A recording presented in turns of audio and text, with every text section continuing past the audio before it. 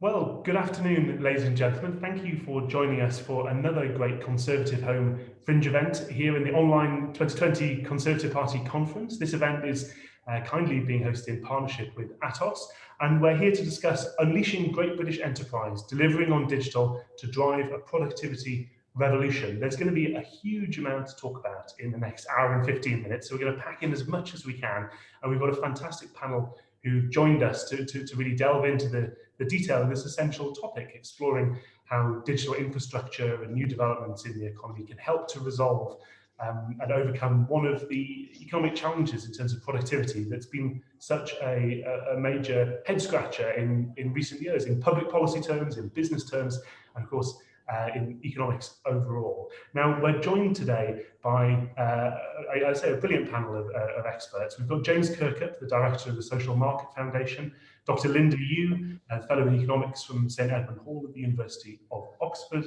Kulveer Ranger, the Senior Vice President for Strategy and Communications at Atos, and of course, Nadhim Zahawi, the Minister for Business and Industry. You'll have noticed when you're looking at the beautiful array of us on your screens that with a moment, Nadhim is going to be joining us shortly. I'm pleased to say he's in such high demand that he's currently on the BBC and we'll be logging in, I believe, in about 15 minutes or so to join the panel discussion and then staying for the question and answer afterwards. So do pop your questions into the Q&A box. I know that Linda, you've just joined us directly from another event you've been discussing. So Conservative Party Conference Fringe is working you hard today in particular. But without further ado from me, I'd like to hand over to our first panelist. That's James Kirkup, as I say, the Director of the Social Market Foundation. I must declare an interest. I first knew James in his previous iteration, like Doctor Who, when he was political editor of the Daily Telegraph, a long-standing resident observer, now participant in Westminster, the Battle of Ideas. And over to you, James. Thanks, Mark, and thank you very much for having me here. It's nice to be here. And well, in terms of framing this discussion, I suppose. I mean, you just said that this is one of the big questions of economics and policy. I challenge that. I think it's the big question. I mean, it is ultimately. I mean, there's a great cliche among economists, of which I'm not one, that productivity isn't everything, but in the long run, it's almost everything. And certainly, the entire story of British national life probably can be explained by the fact that we are not as productive as we could and should be. I mean, if we could generate more stuff for every hour of work we do, we'd all be richer, our jobs would pay higher wages, we would have a slightly different sort of political economy, and we would probably not be talking the way we often do at the moment about the need to level up, about regional inequality, regional imbalance. So the big picture is, I mean, this is a huge challenge, possibly the biggest challenge for the UK. I think the essay questions we've been set, there are several, they're great questions. Obviously, the focus is on digital. What can digital skills and digitization do to address our productivity underperformance? I would say, and I want to talk mostly about skills, because our relatively poor skills performance is absolutely at the heart of this.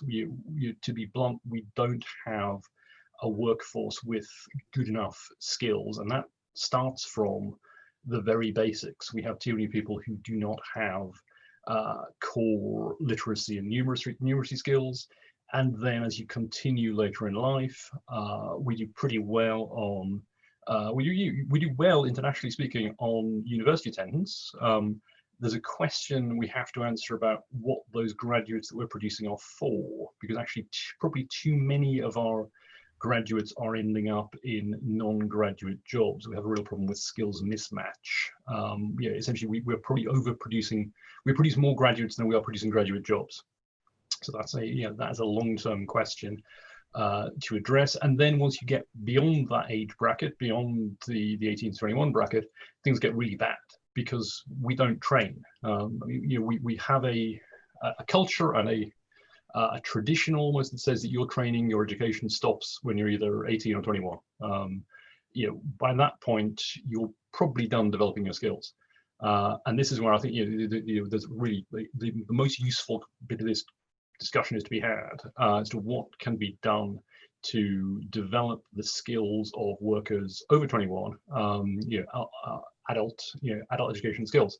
Now, conveniently, we actually heard a little from the Prime Minister just last week on this subject, but so in that sense, that is an encouraging sign. But the measures that the Prime Minister is talking about bluntly don't go far enough. They're nowhere near enough. I mean, in a way, this is a so because this is a big familiar problem. This is something that policymakers for I don't know how many generations have been grappling with, and a big part of the problem, I think, ultimately comes back to culture, which I think the Prime Minister said that on in his speech on Tuesday. I mean, I'm reminded Tony Blair, when he was Prime Minister, I remember once saying that he could. I may be slightly misremembering this. I think he said something to the effect of, I could announce the abolition of the monarchy and war on France, and if I did a speech about skills and productivity, no one would notice. Because this is not a subject. It's not an exciting subject. It's not a sexy subject.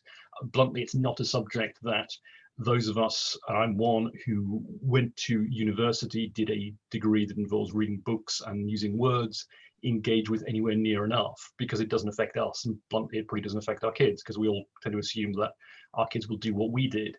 So first question is, how do we affect that? How do we influence culture, particularly among, frankly, the sort of people on this call and sort of people who will be watching this call. The other my other recommendation, suggestion of things that we look at, and when we did some research at the SMF on this last year, there is a real body of work to be done around public opinion. Essentially, people don't think that they need to train. When we asked, when we asked the public, do you think that you're going to need new skills for the rest of your career? Only about 1 in 3 adults said yes, thought that they might need to increase or change or otherwise influence their skills, which is a pretty alarming finding if you consider the way in which the digital economy is going to change the nature of work. You have to be, I think, quite optimistic about your future employment prospects and the industry in which you work if you think that, you say you're 40 years old, if you think that you've got another 27 years of working in the same way, in the same place, doing the same thing, and you won't have any requirement for additional skills. So I would suggest that we have a much bigger focus on adult education and skills. There's lots of questions which we can maybe get into when Nadhim arrives about exactly what the government is doing on this, and some of it's quite promising. There's a new the National Skills Fund is on the way. There is a digital skills toolkit that's been set up online. I think it's been around since April. Unclear what the current uptake is. I'm surprised that hasn't been pushed more during coronavirus. I would have thought that anybody who was on furlough in the sort of job that's likely to cease to exist later this year, sadly, should have been pushed very hard towards things like the digital skills toolkit to try and use that time they've had to increase their skills. And I think I'll round off with the last refuge of the scoundrel, I suppose, particularly in people who run think tanks. So when we sit around trade secrets, when we sit around their offices trying to think of clever recommendations and we can't think of anything clever to say, we recommend the creation of a new minister. But I think in this case, there is a good argument that the structure of government as it stands does not properly accommodate a real 21st century skills policy and provision for the digital age. So we have skills that's done a little bit in the Department of Education. Nadhim's interested in this from a business point of view and how businesses can be encouraged to invest and develop their staff. And then you've got DWP over there who are trying to work out how to get what's probably going to be 2.5 million people back into work over the next couple of years. And they're all, it's still pretty scattered, it's still diffuse. I won't even talk about the horrible mess that is skills funding and what it's like trying to navigate the system if you are a worker who wants to get digital skills or funding for it. Frankly, you need a fairly high degree of competence and knowledge of skills policy to start with to get through it.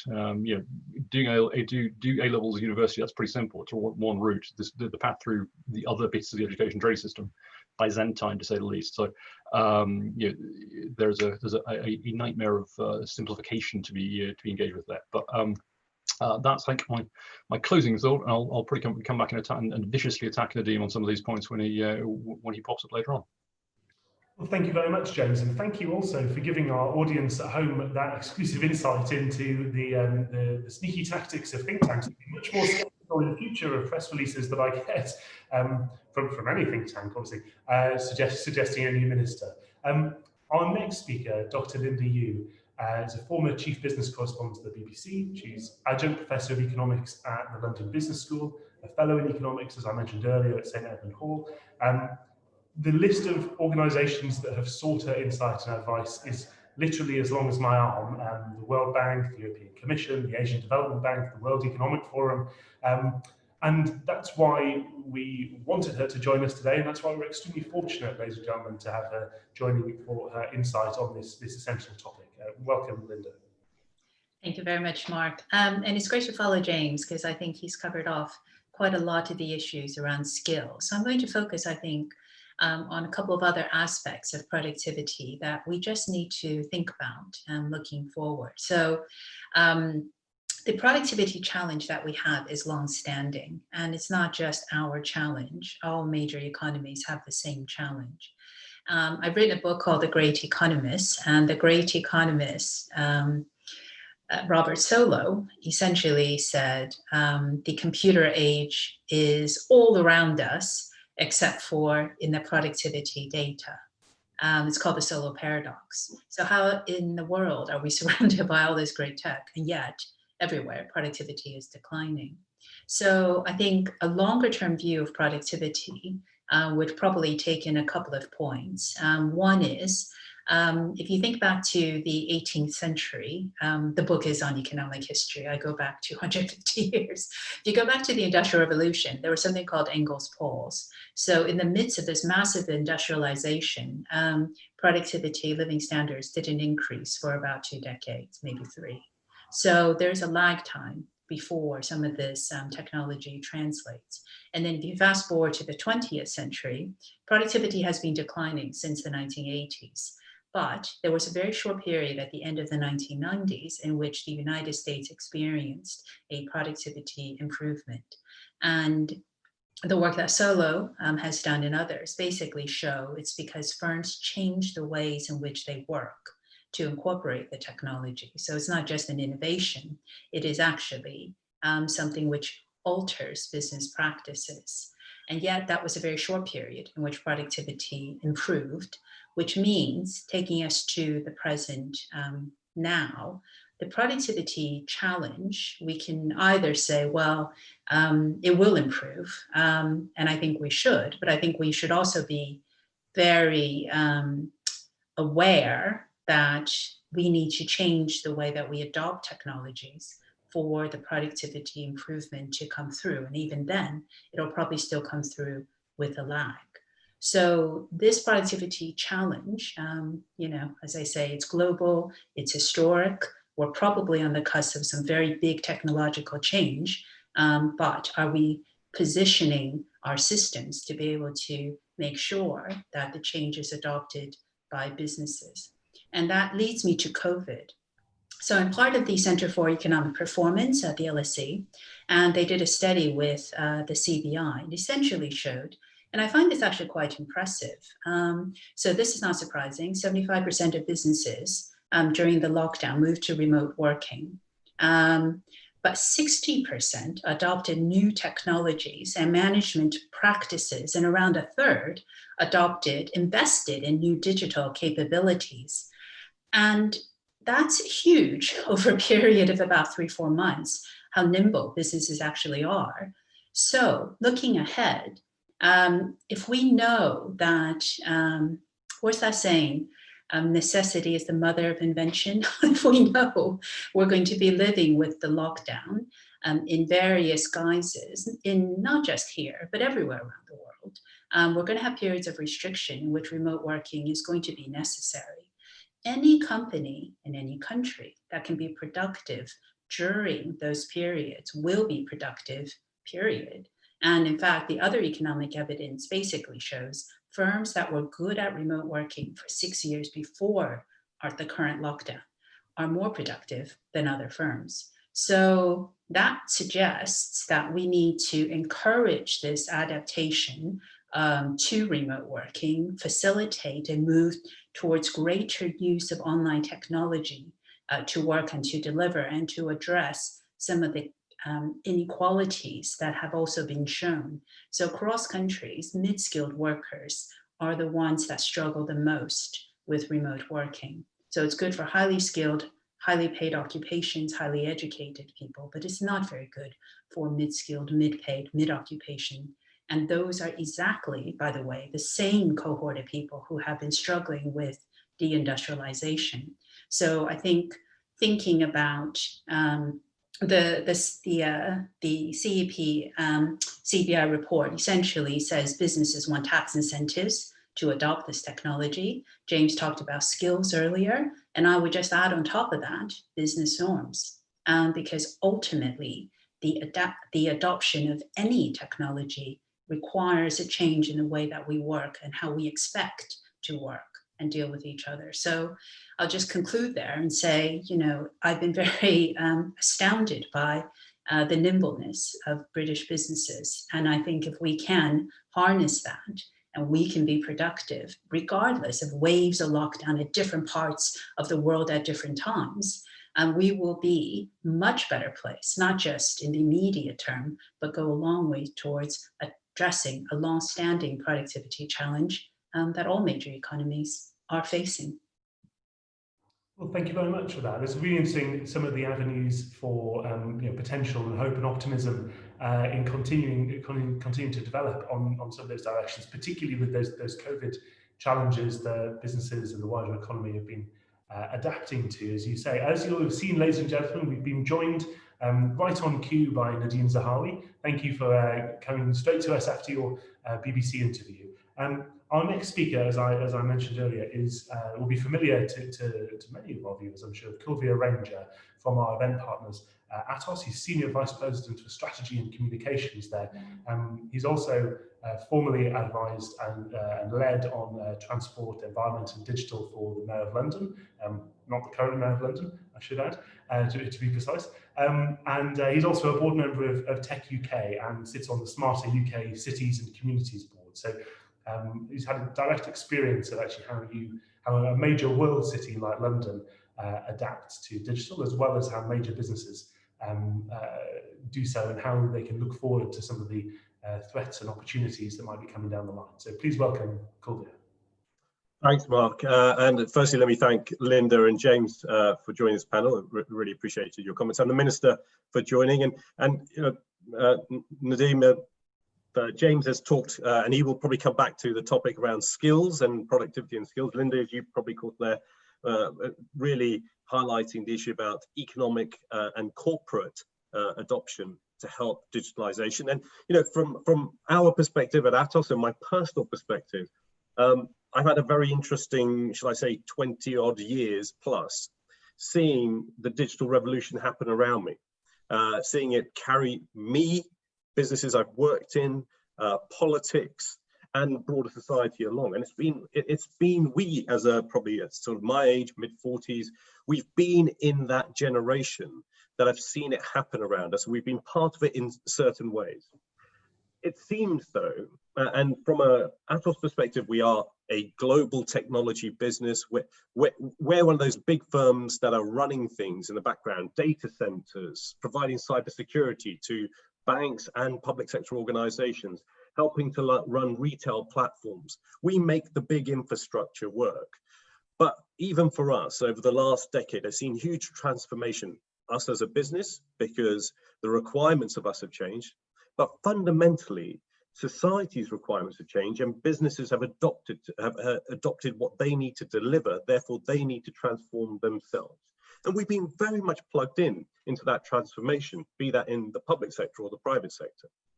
But what it really comes to now, and I think both of when it comes to skills and also, as Linda was talking about, adoption, is about the industrialization of the digital revolution.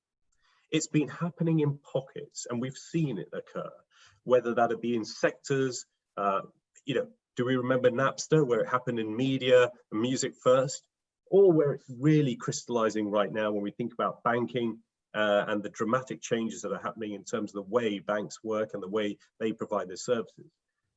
But going forward, what became very clear to us as a business is that there's a key part of ecosystems, SMEs, other businesses, non-traditional technology businesses that underpin and provide a huge value to the larger level corporates. And those businesses can be left behind.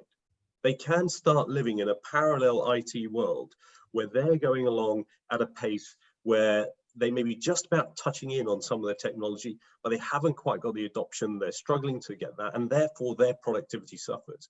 But it's not unconnected to where we, the rest of the corporate world, are, because we rely on them not just as partners to help us shape and design solutions. That's a sort of ecosystem of SMEs we would work with, but actually it's our supply chain. It's those who are integral to providing other functions for businesses to develop and grow. So it's an all integrated approach, and I'm sure the Minister from his background in business understands that. But what we did over the last 2 or 3 years, and I'm delighted that we've kept this campaign going, and by the way, it happened and did start much before obviously this pandemic, but it has become more pertinent and relevant, is the idea of what is the actual opportunity here. Now, I'll pick up on what James said earlier, that it's not always sexy to talk about productivity, but it is sexy to talk about the potential and the value that it can unleash if we get it right. And that's where we've spent the last couple of years exploring, well, where does this opportunity sit? Who is it with? Where are those non-tech businesses, those traditional SMEs, the potential, the number, the value that are not quite plugged in and haven't been able to transform? Where are they? Not just in the metropolises, but where are they, not just in London, where are they across Britain? And what do they look like? What are they struggling with? And they do flag skills. They do flag issues of funding. What they also flag is, how do we find the information? How do we navigate the systems? How do we realize what is the right way to go? And I think I have said this before to the Minister, but I remember way back when a services like Business Link were invaluable to people running medium, small, or starting up businesses as a real starting point, a one-stop shop to get that first step in the right direction of where you need to go to navigate your way through establishing your business, your enterprise. And that's what they're looking for, because now actually the problem isn't about where and what is it I should do. The question is, there's so much out there. It can be a confusing world of platforms, of technologies, as probably all of us have found out when we've tried to start using all these different collaboration platforms over the last few months as well. Which one are we meant to all use at the same time?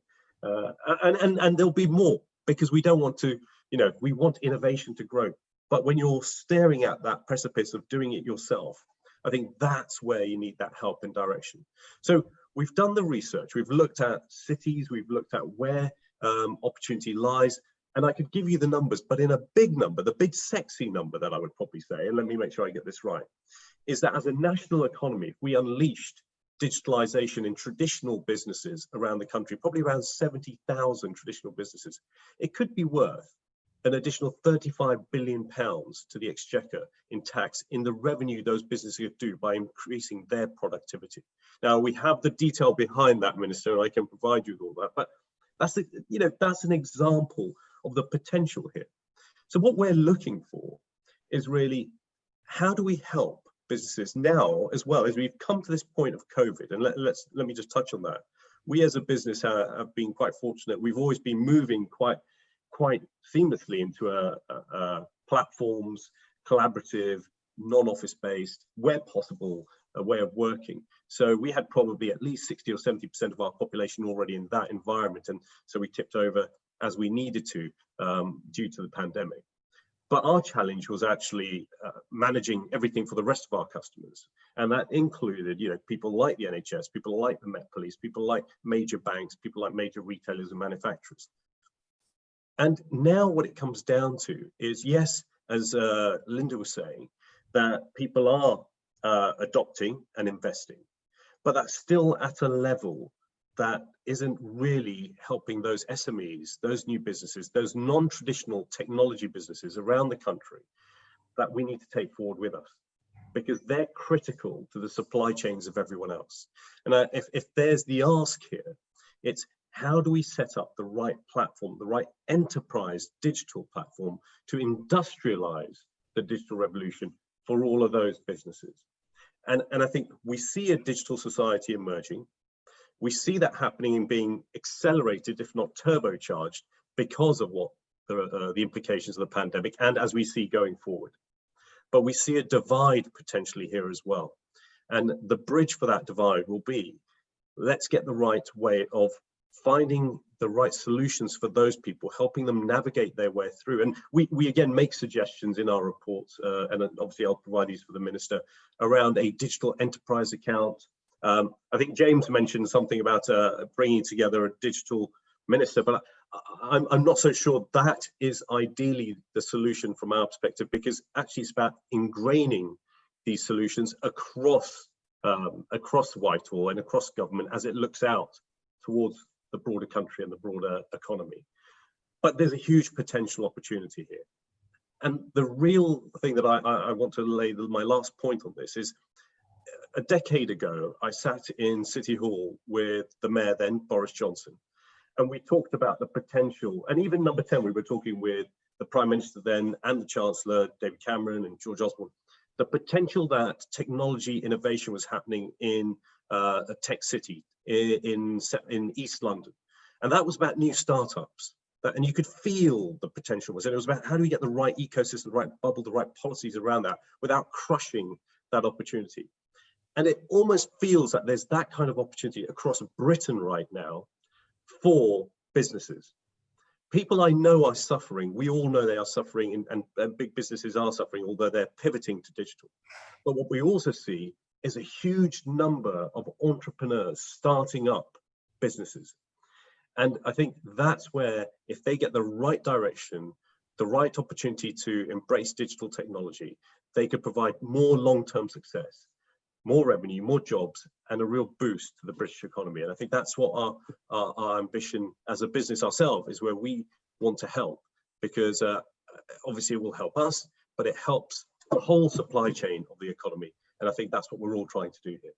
So that would be our ask, and I'm happy to explore further as we discuss this conversation. Thank you very much, Kulveer. I've got to say, ladies and gentlemen, we've heard a couple of times now the idea that productivity isn't sexy. I think two of our panelists have said this, but we're joined now by the man who's going to dispel that myth. Our great friend to ConservativeHome, now celebrating 10 years in Parliament, and before becoming an MP, a very successful entrepreneur and business leader in his own right, having been co-founder and CEO of YouGov, who'll be familiar to all of you watching at home via Zoom or on the Conference Party platform right now.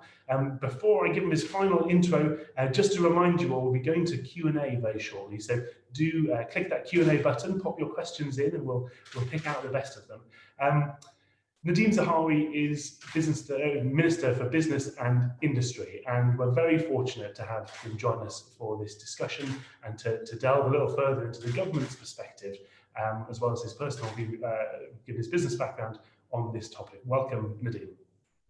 Thank you very much, Mark, and I'm very grateful, one, to be invited, and I apologise for my late appearance. I was actually doing a pre-agreed interview with the BBC, but it's great to be back on ConHome, which has now become, I think, a permanent fixture in my conference diary, certainly.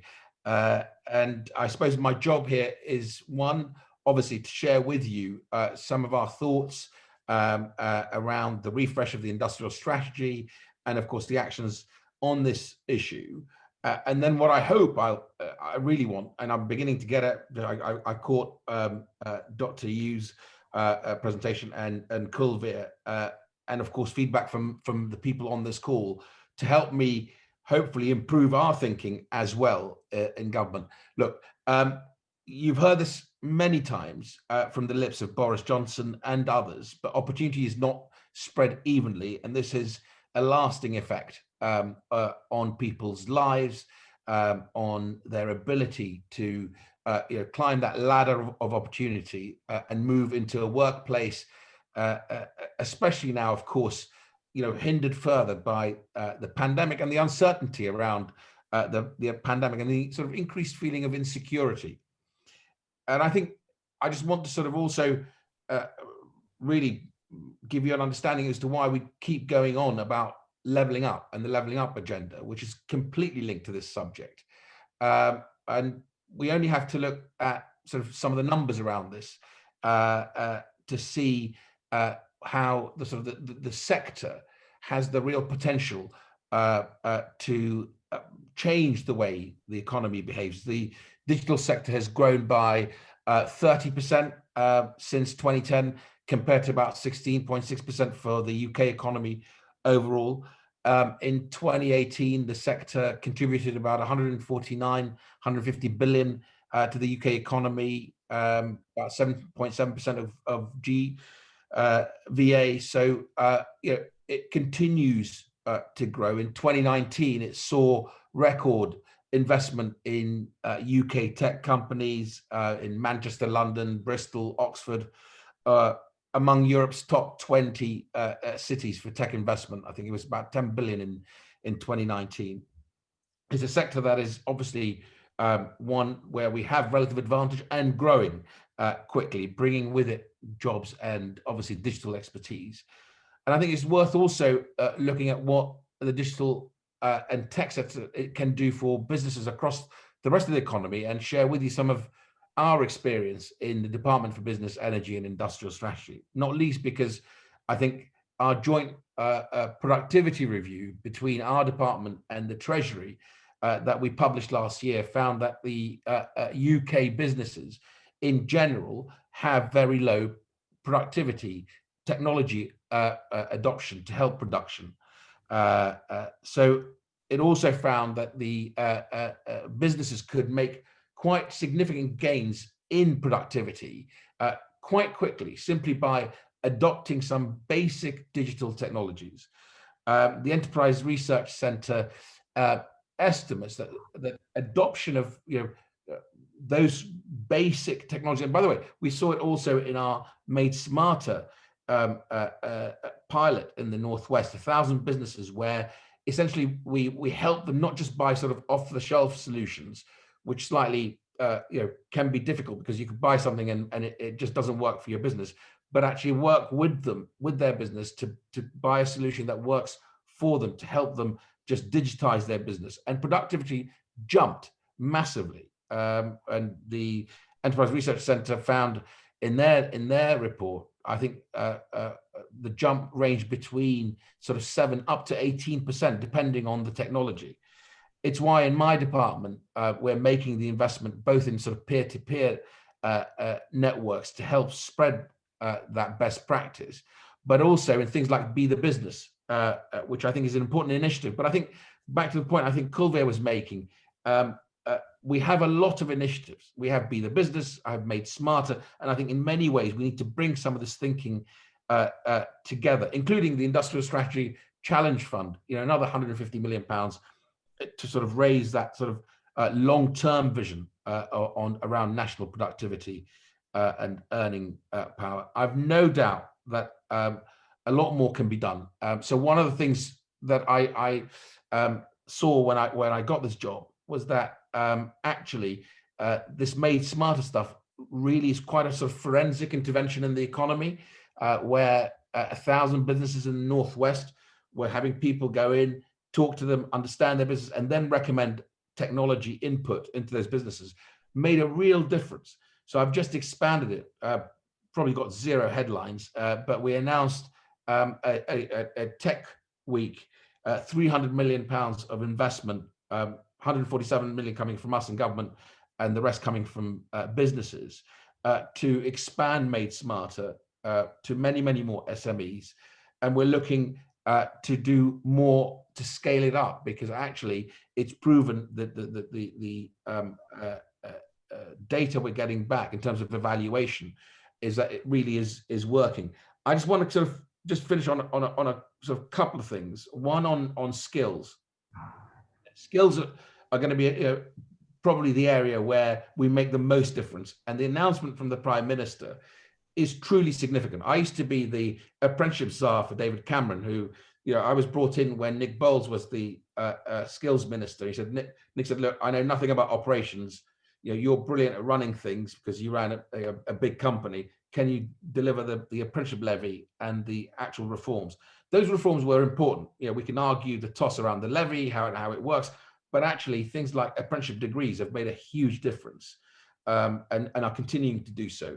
And the announcement by Boris, I think, is probably the most significant investment in the leveling up agenda we can make, allowing people, you know, over the age of 23 to constantly think about skilling and upskilling and reskilling, and backing them fully, i.e. paying for that course or that skill set. That's going to make a massive difference, I think, to how we do things. I see my role, and this is sort of my final, I guess, comment on this before we open up for questions, as the business and industry minister, and as my department, is to be the sort of the challenger department to the rest of government. Why? Because, you know, I have the ability to understand where the economy is heading, whether it be, you know, the manufacturing sector, the 20% of the economy, or the 80%, the professional business service sector, which I co-chair the council. So I cover pretty much the waterfront of the economy. Now, what I think I need to do, and we are doing, is to be able to model what does the economy need in 5 years' time in terms of skill sets.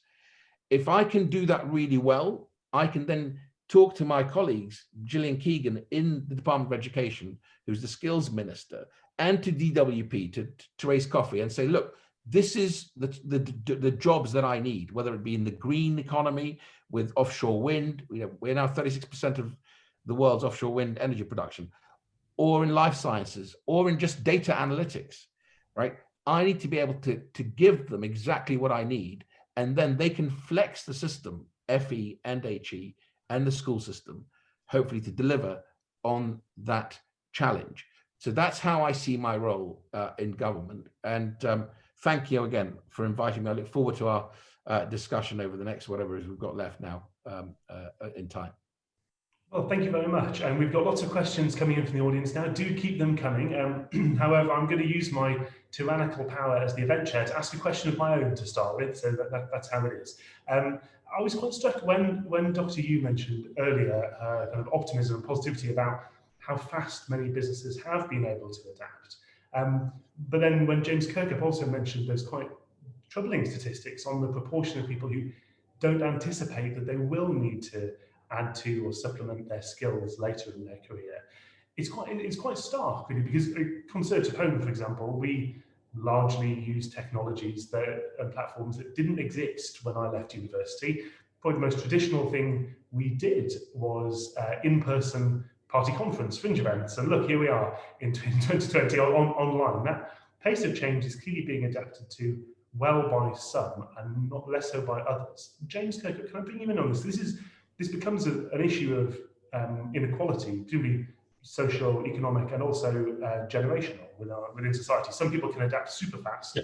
Some people simply don't have the opportunity or resources to do so. So that gap must threaten to widen. Well, the simple fact is that the transformation, the leap forward that we've seen, that Linda talked about, that Kulveer describes, has been great. It's been a very useful thing. It'd be very interesting to see how that ultimately has translated into the productivity of the firms who've made the jump.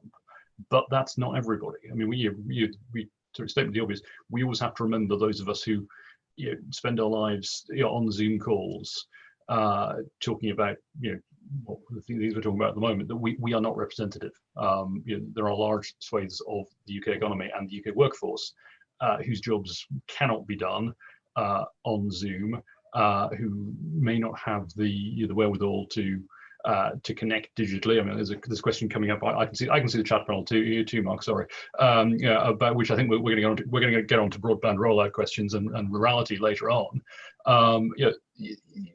We should be careful, I think, of essentially taking the view that because we've made the great leap forward and we can do our meetings online, that the UK economy has digitized overnight.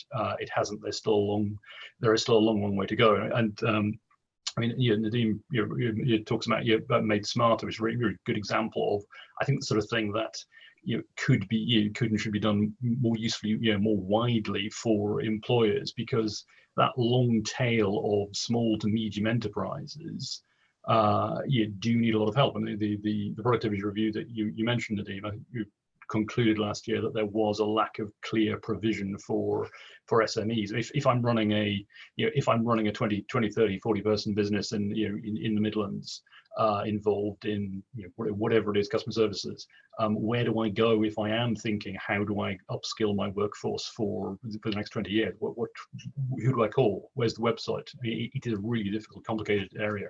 So I think more one-stop shop provision for digital skills should be a priority. And we still have a long way to go, even though we are all enjoying each other's digital company here today. Thank you. Kulveer Ranger, how hard to reach are some of those businesses? You were mentioning the potential in certain sections of the SME part of the economy, but how hard are they to reach, or for that matter, to convince before we're able to actually facilitate development? Yeah, I think, Mark, look, the challenge is also that people feel that it's not for them, that this digital world, this is either it's too complicated. They feel a bit, let's be honest, insecure when it comes to skills, and if they can carry on doing what they're doing for as long as they can do, that was okay, and that was okay until the pandemic. And there's been that resistance, not in fact that we don't want to do it, but just, well, I can still keep doing what I'm doing. And what's happened is the pandemic has kind of drowned people in a sense of, how do they now quickly learn to swim in a digital world? And that's the real challenge. And what I really do like is, obviously, we have the slogan for this conference, which is Build Back Better. And I know the government, well, the Conservative Party is really looking at how we do that post-pandemic. But I would say, and the Minister might want to take this forward, is as part of that overall theme, it's actually Build Back Digital.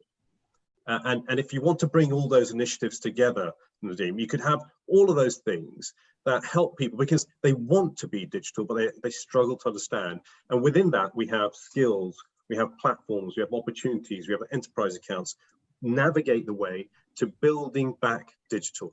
Say people, you don't have to worry if you aren't digital before, if you weren't digital, you didn't understand the technology, it's okay, it's absolutely fine to be that way. We will help you build back digital. And I think you'll find probably partnership from businesses like ours really keen to do that, because to answer your actual question, Mark, which is how do we find all these businesses, what they're struggling with, because they're part of our supply chain. We actively go out to seek new innovation and new business partners, not just in a technical landscape, not in just a engineering and technology area. We look to see them in procurement, we look to see them in accounting, we look to see them in marketing, we look to see them in all areas as we all move forward. And we see the challenges that they have. And we're not the kind of business, as many are, that we want to bring all this capability in-house. You want that to flourish out there in a diverse, differently sized economy with different businesses.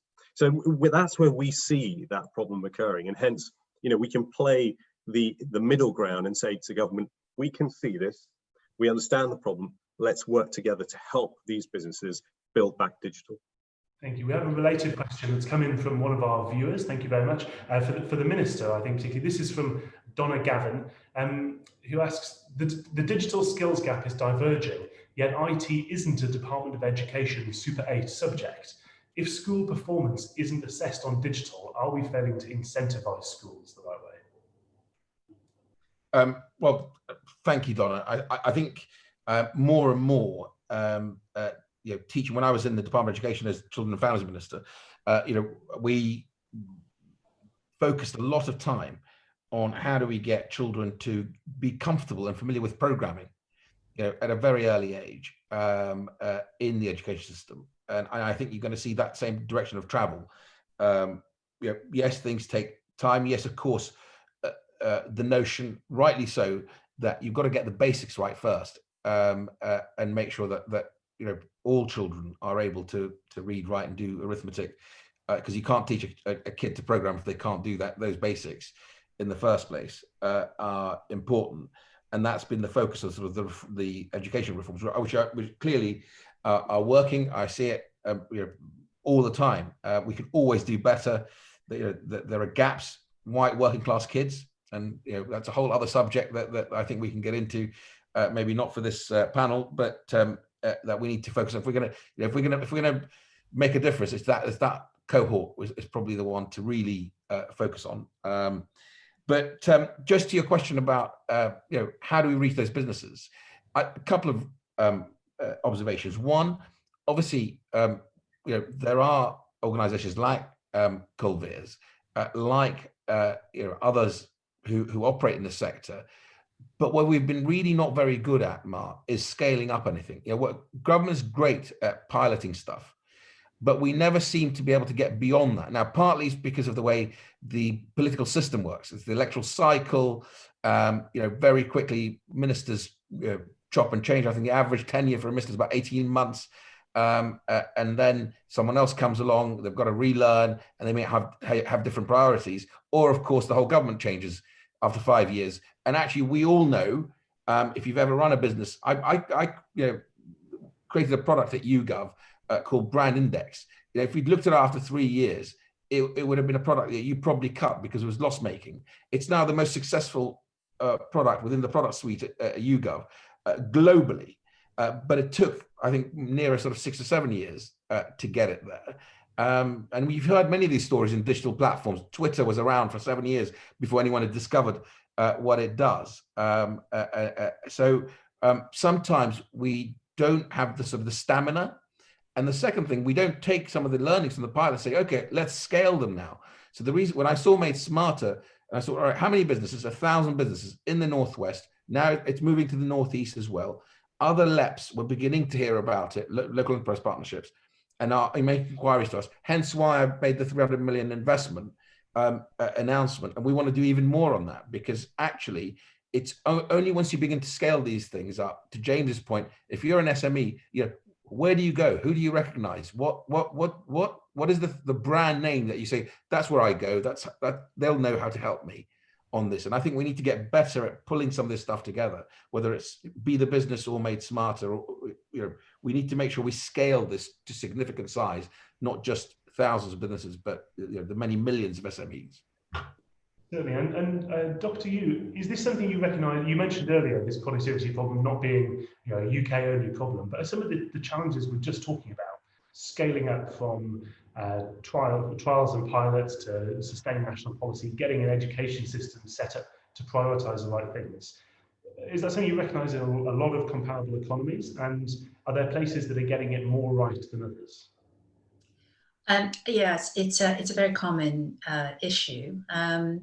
Different aspects of it obviously are different for different countries. So the United States is very good at scaling up. Their tech companies can get very large, and it's one of the issues that everywhere else in the world is looking at and saying, what is it about that system?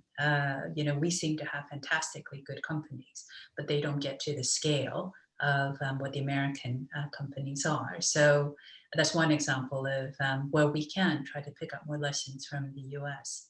In terms of some of the sort of across the UK issues, the regional disparities, the urban-rural divide in terms of digital, that's very common across countries. If you look at studies of just across countries and remote working in terms of COVID, it's very apparent that if you're urban, you have access to the digital infrastructure to enable you to work remotely.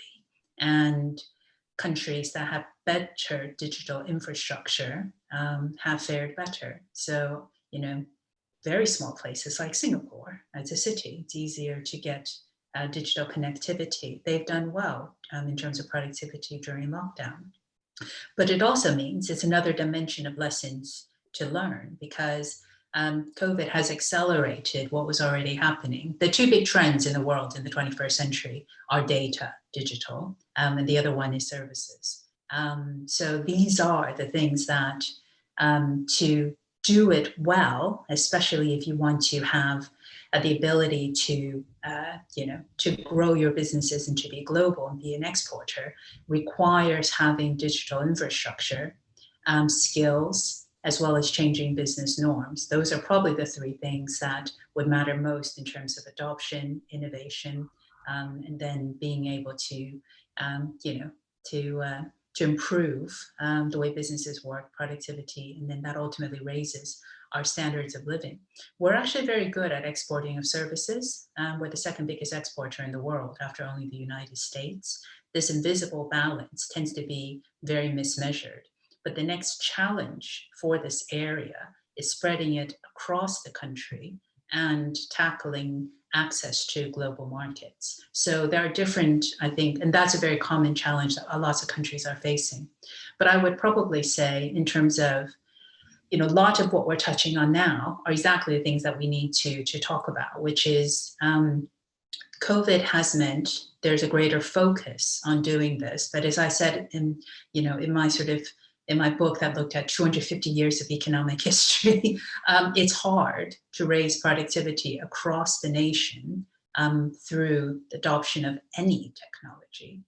So if we can get this done, we would be probably one of the few countries that would actually be able to raise productivity using the kinds of technologies that's all around us, and yet somehow we're not able to translate into something productive. This won't work for all industries. You've already mentioned it's face-to-face. Clearly, different policies need to support different industries, but as a general rule, digital is going to be transforming all these aspects of our lives. Are British businesses, especially SMEs, able to do that? And that will, finally come back to the skills point. There's a book by colleagues of mine at London Business School. It's called The 100-Year Life. So their premise is we're all going to live to be, there's a 50% chance if you're born in the 1970s, you will live to be 100 and be healthy. So you have a 60-year career, not a 40-year career. Are you really going to do the same job for 60 years? Don't answer that. But the point is, whether or not you love your job, you're going to need skills to do something else. But it's changing the way that we think about our careers, having another career and then retraining. And that, coupled with the need to have digital skills, this is what I mean by business norms. It's about businesses doing progression for people in a way that develops skills along the way, so that it's not unusual to take a step back, get some training, and take some time, because ultimately this is, we're just facing a completely different world, and it takes time. We're 2 decades into the 21st century. We're still adjusting to it. We still mostly think in 20th century terms. But I think it's time that we change our mindset, and sooner we do that, the better. I've got to say, those life expectancy statistics come with a caveat that they're inversely proportional to how many party conferences you've had to attend over your life. I've stopped trying to keep count of how many I've been to. I've got to say, I think an online one's feeling a little bit of a healthier life balance than normal. But nonetheless, a question, I think, for all of the panel, actually, from listener Dr. Mario Trabucco, who asks, with increasing importance attributed to digital interaction, as we've just been discussing, will we see the rise of a state-guaranteed system of digital identity or a private-based one? James Kirkup, I wonder what your perspective on that was. Nerdy thing to say. There is one already. The government actually operates something called the Verify system, which is the sort of the initial building blocks of a standardized digital identity. It's not very widely adopted, but you can use it if you register with it. You can use it to interact with it with essentially not quite every state organization, but I mean it is already there at the level of public policy. The other obvious answer is, I've been knocking around Westminster for 20 odd years, and so whenever this question comes up, I think back to the days when Tony Blair first mentioned it, and everyone was up in arms and decided it's a terrible idea. And I think I was one of those people who thought it was a pretty bad idea as well. And then, without noticing, we all came along and essentially decided we'd have a system of digital ID and we'd pay for it and put it in our pockets all the time. I mean, we do effectively, we've already got it. There it is. I mean, we, like it or not, we have signed up to a common digital identity. I think there's a little bit of work, not much work, that needs to be done at the level of policy to try and standardize and join up some of the information exchange across digital platforms. I think I mean, this really is a whole different event for us. But there is a whole body of work coming next year. I'm sure Nadhim knows more about it than I do, from the Competition and Markets Authority on digital markets. It's going to be one of the big themes of next year, I think, is going to be looking at how the UK, particularly post EU regulation, deals with those tech platforms to try to get us to a point where we can actually effectively own our digital identities and port them more easily from Facebook to Google to Apple. So that, I think, is probably the place to look, rather than the state trying to invent and develop its own ID standard.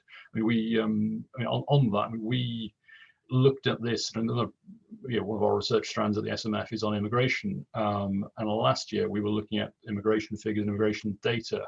And it's not a great revelation to say, it turns out that Google, Facebook, Apple have a much better idea of how many people are in this country and where they are than any public body in the country by some distance.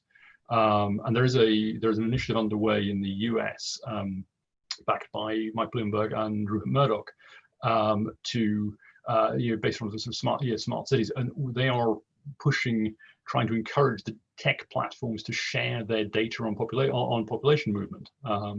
Because actually, if you're running a local council, if you don't know exactly how many people are in your council area, how easily can you negotiate with central government for funding? The people in, let's say, Lincolnshire, from memory, the official ONS population estimates for the population of Lincoln come with a 10% confidence interval. That means that there may or may not be 10 or 12,000 more or fewer people in Lincoln at any given moment than the official stats say there are. So I mean, the elements of this stuff are all out there. I think it may well be that that COVID accelerates us towards a joining up. But I would look more towards essentially how the state can talk to the private sector platforms and form those connections there, rather than the state inventing its own. Nadhim Zahawi.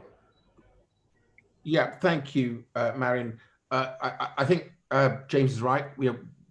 It's about looking at how we can make people's lives simpler and more secure, rather than the danger with this is people then begin to replay the Tony Blair years of are you going down the ID card route? No, absolutely not.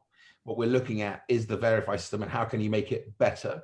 I do think at some point we do need to look at what James is talking about, which is in a bit as we did when I got into Parliament 10 years ago, and all credit actually goes to Andrea Leadsom on this, where we finally got the banks to all agree that if you want to move your bank account, it can be done with one phone call and everything is transported across, right? They all put lots of different excuses and reasons why it can't be done, but eventually we did it, and it makes a huge difference. And I think we're reaching that stage now, because if you look at how much of your life is inside of Apple or Google or any of the other platforms, and it makes life very difficult if I want to move away from my Apple operating system, because I would lose so much. We do need to look at how we deal with that to make that ability for people to have control of their lives and their digital lives and their digital platform as well. So a lot of work to be taken. I just want to, because I think it's important, just want to touch on some of the stuff that Dr. Yueh talked about. There's a massive opportunity here for us, by the way, because of COVID. And that is, we've been holding these recovery task forces in the department, and actually came through one where Jim O'Neill and others were on the call. Actually, if we can get the digital investment right and really connect people with gigabit broadband with 5G, the perceived wisdom around productivity over the past 50, 70 years amongst economists is you've got to suck people into urban conurbations, whether London or other cities, and that's how you improve productivity. Actually, the opportunity now is to have a sort of hybrid solution where people can work a couple of days from home with great connectivity, at home, but they'll also want really efficient transport systems as well if they've got to go into their head office in Birmingham or Manchester or elsewhere. And I think we're going to end up with that world. I chair the Professional and Business Services Council, co-chair it, and it was really fascinating. You know, many of the members there were saying, look, Minister, we can maintain our business on platforms as the one we're on now, but it's very hard to grow a business because it's hard to get the creative juices flowing without actually physically being in an office or a space together. So I think we're going to end up with somewhere in between, and actually make the levelling up agenda a lot, more achievable, I was going to say, but actually more deliverable as well, because it'll be that investment in digital that will really make a difference. Well, before I bring Kulveer in on that question, you've just touched on a question that's in our lineup from Seb Howells, who asks the Minister, gigabit broadband ASAP is needed. Can the government accelerate this beyond the existing targets? Kick Matt Warman, Mark, next time you see him. He's in tomorrow with ConservativeHome. I know. I deliberately said that because I saw you have him on tomorrow. But no, he's doing a great job. To be fair, you know, we really pulled this together. I've been there for 10 years. I spent, you know, 10 years, the previous 10 years, building up a business. I've never seen such joined up work, either from departments or with the sort of the digital players in the United Kingdom. I think there's this sort of, you know, almost Second World War type attitude that, you know, we've got to do better to do this, including, by the way, for the regulators. I held what they tell me is a first of its kind. The regulators said this. I held a Regulators for Growth roundtable 3 weeks ago because I thought out of the roundtables that Alok Sharma was hosting of the recovery, one question from investors was, you know, the regulators need to play their part, and they were brilliant. Actually, they came together. I had the health regulator, the MHRA, do a show and tell as to how they behaved during the pandemic, getting things like dexamethasone through the system, or the little gadget from Mercedes approved that kept thousands of people off sort of bigger mechanical ventilation. And the regulators said, we've never had this. And actually, you know, we will probably be better regulators if we understand your strategy better as a government. So we're going to do more of that with the Prime Minister as well. I should say that fringe event tomorrow is called A Digital Strategy for a Digital Society with Matt Warman, the Digital Infrastructure Minister. So do join us for more on that particular event in tomorrow's lineup. But going back to that previous question, Kulveer. Yeah, but actually just picking up on that point in the infrastructure, make it part of the Build Back Digital Task Force, Minister. Yeah, these are all elements that can be part of that task force and the Build Back Better, Build Back Digital. But yeah, and then coming back to the point of the ID card, the identity, you know, state versus private, and I sort of scuttled off there for a second because I thought I'd just pick up. We've produced 17 digital strategy papers over the last 4 years that have explored different areas of how technology is changing our lives. But the very first one we did 4 years ago was this, because I'm vested interest in this city, in London. But what we were talking about here were the way people's connectivity was happening. And I know, you know, James mentioned we all have these, and then sometimes you have this, you have a couple, and, you know, where is your digital identity sitting? Is it on this one or is it on this one? And, you know, there you go. But I think the issue here is, and I've again seen this occur through my personal career. You know, I was heavily involved in the delivery of the Oyster card in London in 2003. And yes, it was a massive technology project, it was a transport project, but it was a culture and change in how we were going to use data, people's personal data, to track them. That was a huge change, a huge need to explain, build trust in both the system, but also in terms of who's managing the system. And I think that's one of the questions that always happens when we talk about a national identity, that do we trust the people who are going to manage the national identity data? And do we trust the system for what it would do with it? But as we've moved on over the last couple of decades, and I then remember 10 years ago sitting in City Hall with people knocking on my door saying, well, you know, TfL, you have all this data about us through the Oyster platform. Please let us have it so we can use it. We want to gamify it. We want to model against it. And we'd started a decade before that on the premise that we would never let this data go anywhere because people wanted to trust us with it. So things evolve. But I think the real point then is, then as I was trying to do with this paper, and I've spoken about it a few times, is the 3C connectivity conversation. And the 3 C's are the citizen, and each one of us has created our own personal ecosystem of hardware, broadband and connectivity. So our hardware, our connectivity, and our platforms, be that Facebook, LinkedIn, Zoom, Twitter, etc. So we have these 3 elements: our hardware, our connectivity, and our platforms that surround each one of us. That's us. That's our citizen ecosystem. Now we also have the civic ecosystem, and this has come to the fore through COVID, where government, local government, regional government is desperately trying to engage with our citizen ecosystem as they try to understand where we are, what we're doing, what our risk is, our movement patterns, our exposure. And these things are coming together, and the civic part of it is trying to engage with the citizen. And then we have the third element, which is the corporate, and that's how we work. And obviously this massive change in terms of our relationship with wherever we work, whatever size and scale of business. So you've got 3 elements: the civic, the corporate, and the citizen ecosystems meshing together and being really pushed together through this pandemic to then find a way to work efficiently.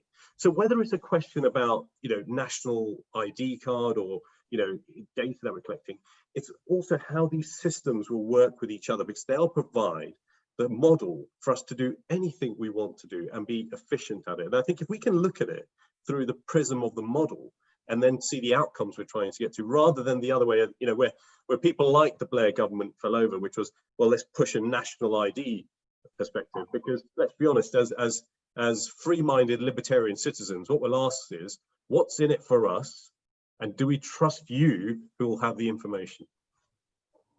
Thank you very much. Now, I'm aware we only have a few minutes left in the event, so I'll try and fit in a couple of hopefully swifter questions, but I'm aware these are huge topics that we're exploring. We have a question for Dr. Yueh from viewer Gordon Mackay, who says, Dr. Yueh mentioned that businesses have been nimble during COVID, but is this driven by profit and not strategic as it would need to be for long-term productivity? Is that a real tension? Is it a fair, or is there an imagined tension there? And I would imagine it's both.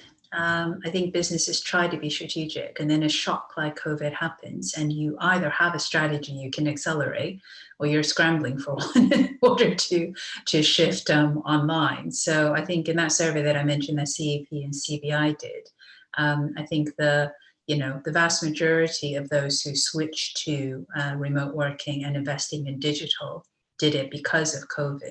But where I think they are nimble is that they were able to make that change. If you think about how challenging it's been for businesses throughout COVID, it's, I applaud those that have managed it, and I feel for those that are struggling, because this is a once in a century type of event.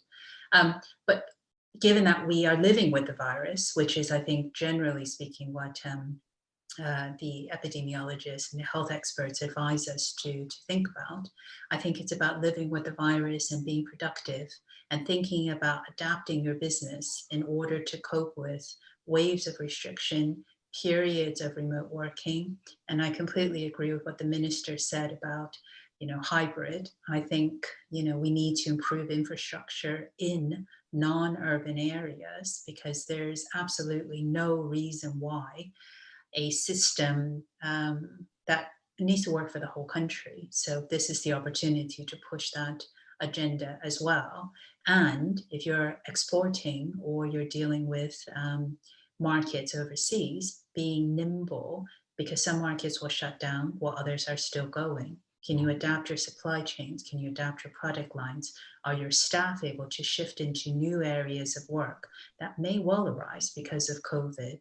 And I think all of those things are, reasons why businesses are having these strategy meetings probably weekly these days, just to work out how to, as I say, live with the virus. And once you have done this, it's you've accelerated your digital transformation. It's not it's about using this as the opportunity to move your business into this kind of 21st century mindset.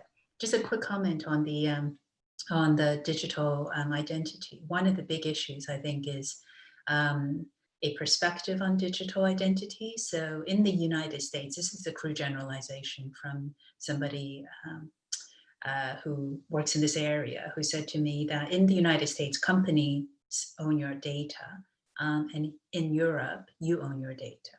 So it would be very good to get, some degree of,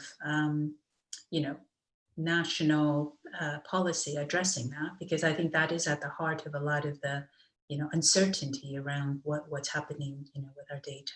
And then just very finally, if you're born after 1985, you're considered a digital native. You don't remember a world in which you couldn't get everything at your fingertips.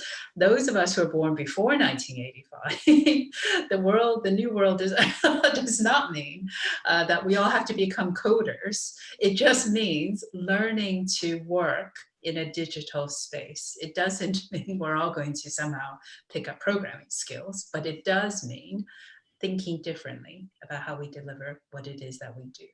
So anyways, that's my suggestion for the skills agenda. Let's not scare people thinking they need to code. Although I do know some people who are learning coding. So, it's great, but. I must say, that's why it's always a pleasure to chair a panel entirely made up of children of the 1990s.